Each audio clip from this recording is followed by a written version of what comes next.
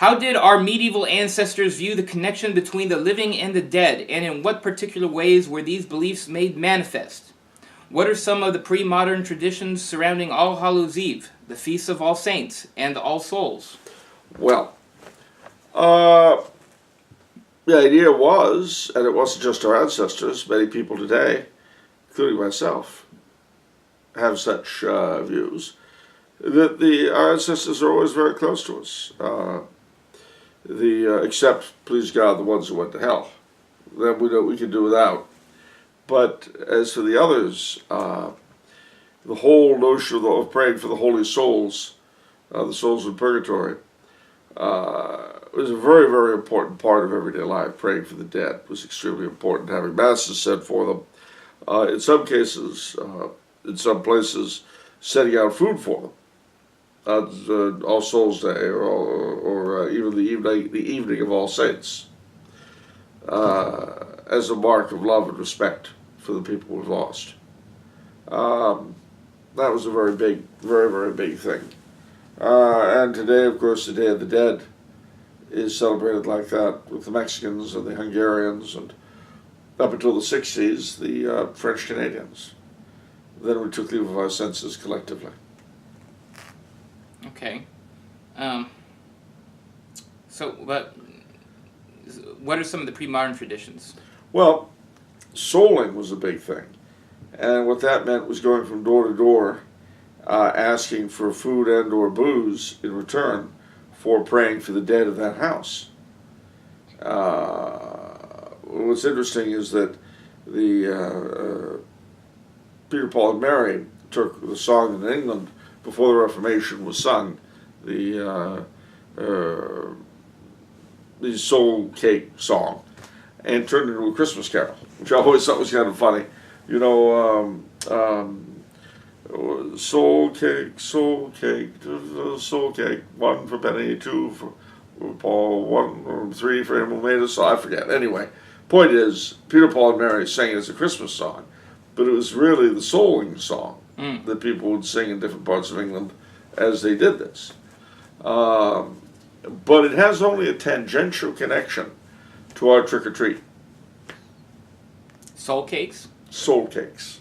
They were given out to people who were souling.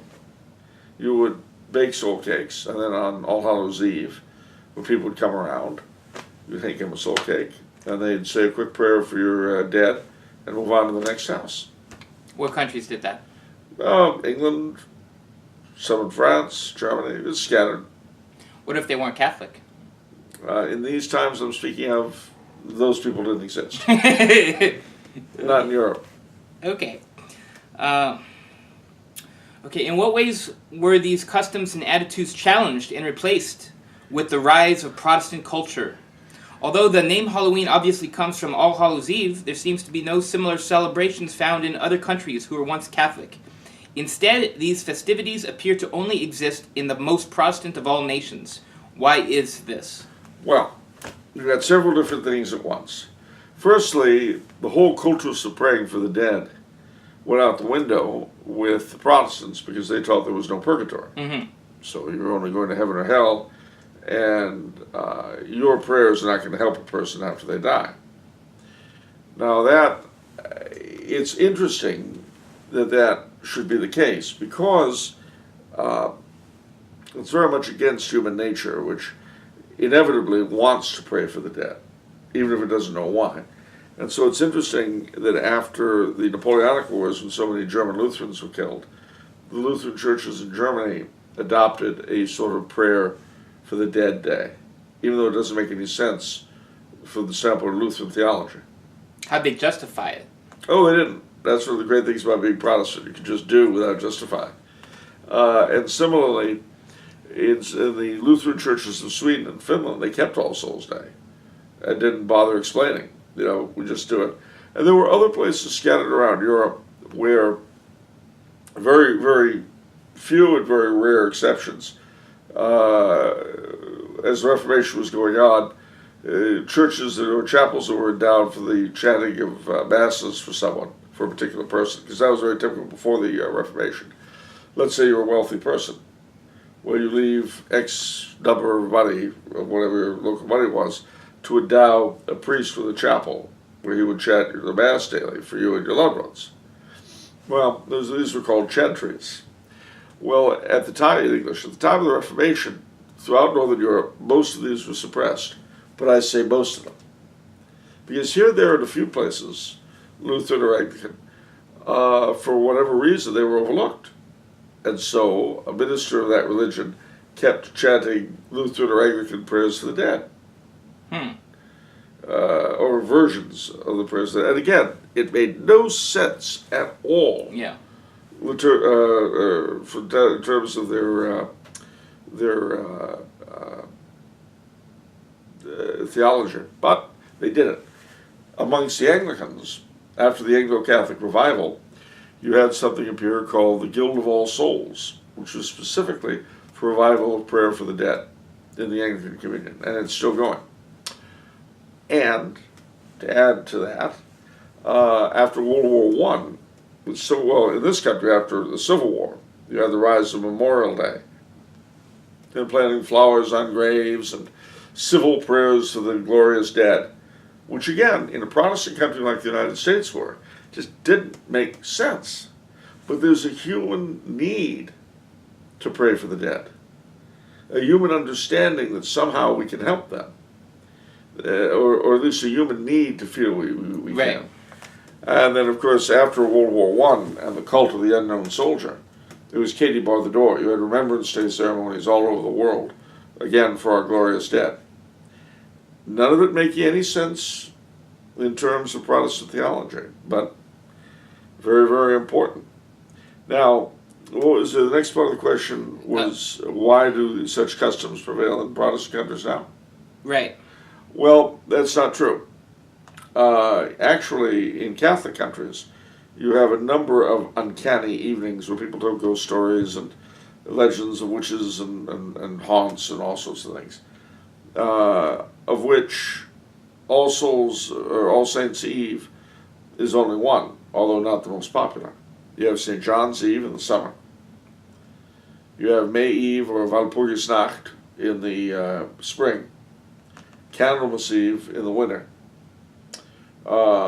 St. Mark's Eve, which is also in the spring. Why spring should be particularly scary, I don't know. St. George's Eve, again in the spring. So to answer the question, this kind of thing is much more prevalent in Catholic countries than it is in Protestant ones, and in Orthodox countries as well. Okay. The Romanians believe that all the vampires of Romania go to fight each other on St. George's Eve, and woe the foolish mortal who gets caught in combat. Wow. Vampires fighting vampires. Okay. Yeah. You can see why you wouldn't want to be there. You'd be like a little refreshment on the side before round 2 is over. Here, take a quick sip. Back you go. No? No. No, No, thanks. All right. All right. Next question from Joshua. What are the origins of the particularly American celebration of Halloween? That's a good question, too. And the answer is Irish immigrants. Irish. Because they were big celebrators of Halloween. So were the Scots. Now, it's important to remember that Halloween is liturgically the Vigil of All Souls. And in the traditional calendar, it's a day of fast and abstinence. So the Irish would eat this wonderful glop called colcannon, made up of boiled potatoes and cabbage and parsnips and things like that, all boiled together. It's actually quite good. I make it myself on Halloween. But, you know, it's those sorts of root vegetables and butter. That's it, pretty much. Okay. And they'd shovel that stuff on. It was a special Halloween dish. But the idea of tearing things up and building bonfires and all that came to us from Ireland and Scotland. Building bonfires? Yes. That's part of our American Halloween tradition? It was up until the early 20th century. Do you remember the movie, or maybe you don't, with Judy Garland, Meet Me in St. Louis? I've heard of it, but no. Well, it follows a family in St. Louis in 1904 through the year. And the Halloween section, they're building this big bonfire. all the neighborhood kids out of chairs and old trash and so on. And this was a big thing, was building bonfires. It was also a night for mischief. TPing people's places or soaping their windows or leaving things called tic-tacs, which were these weird things made of stones that just keep making noise on a window until you wanted to break something. They would do the tricks all over the place. And if anything wasn't nailed down, it was something that could be used. So a man might come out of his house one day and find all his lawn chairs on his roof. You know, that kind of thing. It's pretty uncivil. Oh, it's extremely uncivil. And by the turn of the century and into the teens of the 19 teens, 1890s, 19 teens, a lot of the civic authorities throughout the country believed that it was getting a little out of hand. How did it get that way in the first place? Like, how was that endorsed? It just organically... Well, it grew because there was the idea that the beings from beyond were loose that night, and they were the ones really responsible. Well, of course, you give a kid a chance to do something horrific like that, and they'll jump with it. That's true. The other thing that was big then, though, were parties and games.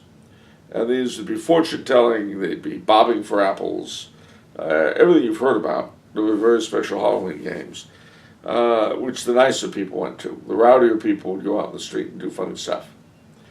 But you didn't actually begin to get trick-or-treating until the 20s and 30s. And that was encouraged as an alternative to ripping up the town. Even the thing trick-or-treat, the idea is that they're being bought off. Mm-hmm. You give them goodies, so they're not going to be doing all these things. Haven't you ever wondered when you said trick-or-treat what it meant? No, not really. I just want candy. Ah, well, then let me take you back in time. Trick or treat.